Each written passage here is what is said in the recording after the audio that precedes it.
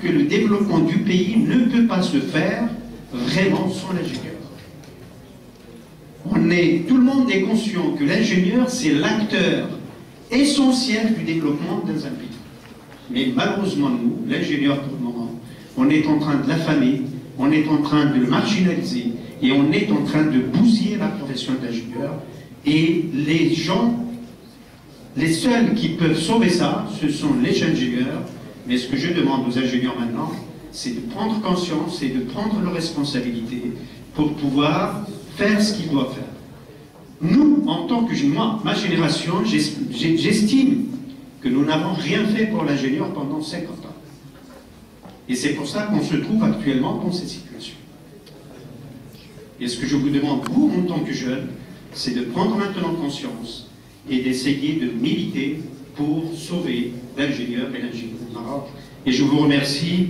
Merci Sissalek et bonne chance pour les jeunes de l'essence. Merci.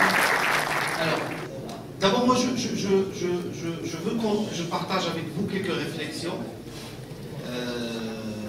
quelques soucis aussi sur cette expérience que personnellement j'ai vécue à la tête du il faut savoir que quand, au-delà de ce que se dit, parfois j'estime de façon réfléchie, ce qu'il faut savoir quand on vient faire de l'associative, nous avons une association qui est indépendante, qui est pauvre aussi, peu mobilisatrice.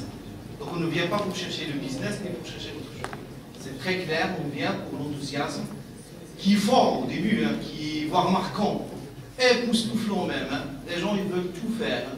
Quand je dis les gens, ça veut dire d'abord moi, mon bureau et tous ceux qui sont autour. Hein. Parfois même les gens qui sont dans l'assemblée, hein, qu'on ne reverra que le prochaine assemblée, et bravo hein, si on arrive à les voir. Mais malheureusement, cet enthousiasme, il est rapidement transformé à une absence qui est longue. Cette absence qui marque les lauréats, marque le bureau, marque tout le monde. Marque moi aussi, hein, m'a marqué moi aussi.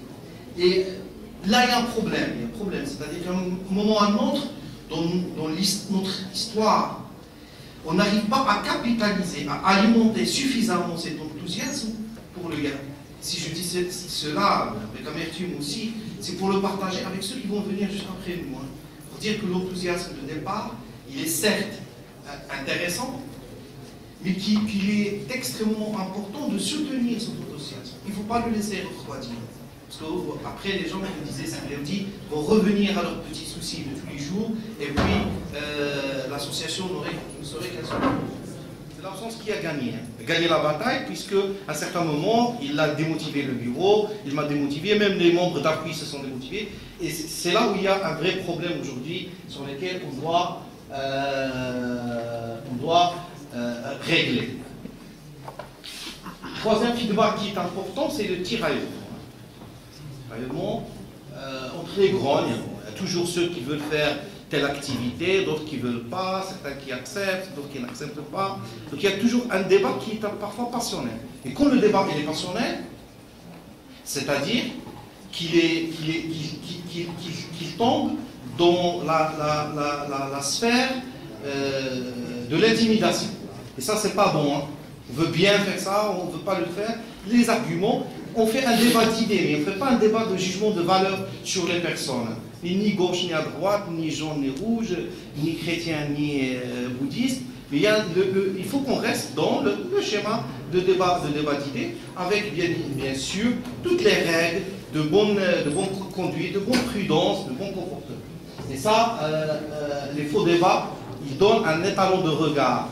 L'étalon de regard,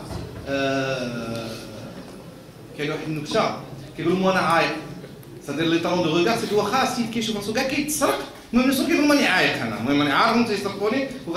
vais rien faire. Donc le faux débat, il conduit toujours à l'état. C'est-à-dire on ne fait rien.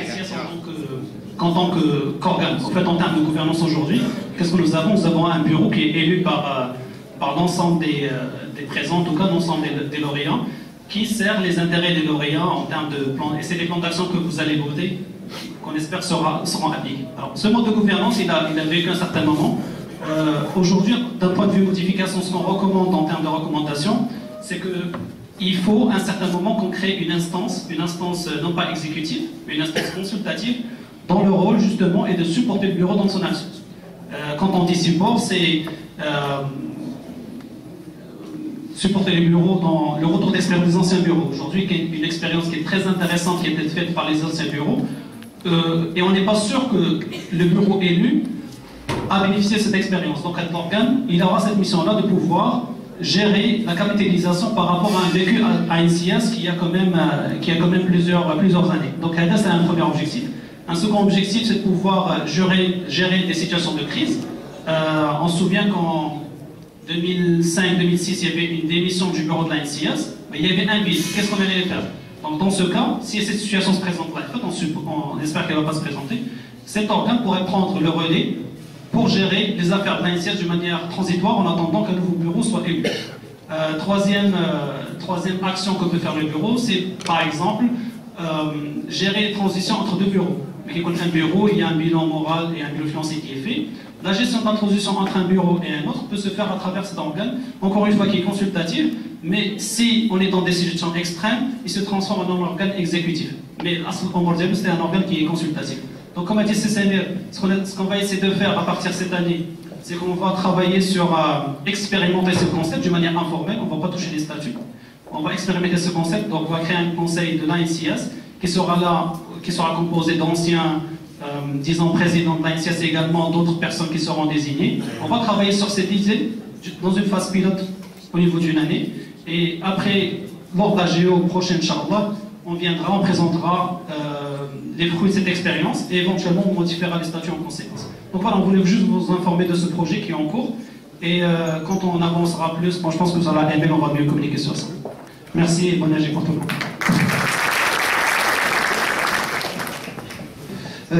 Voilà, donc on va passer au chapitre électoral. Donc je rappelle un peu quelques règles.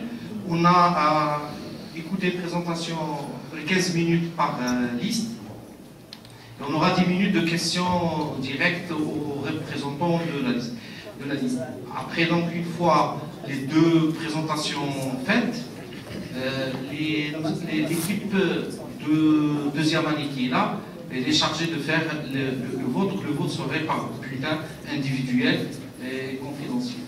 Alors, j'appelle Simon Hussein à passer à la barre de confession de foi. C'est un grand plaisir de voir une salle qui est comble et j'espère que cet engagement, cette implication va continuer durant le mandat du prochain bureau, quel qu'il soit. Donc, avant de présenter en fait la vision de la liste ANCS 2.0, je voudrais tout d'abord saluer et rendre hommage à l'équipe ANCS 2.0 pour tous les efforts qu'ils ont fournis durant cette durée de campagne, mais pas uniquement durant la durée de la campagne.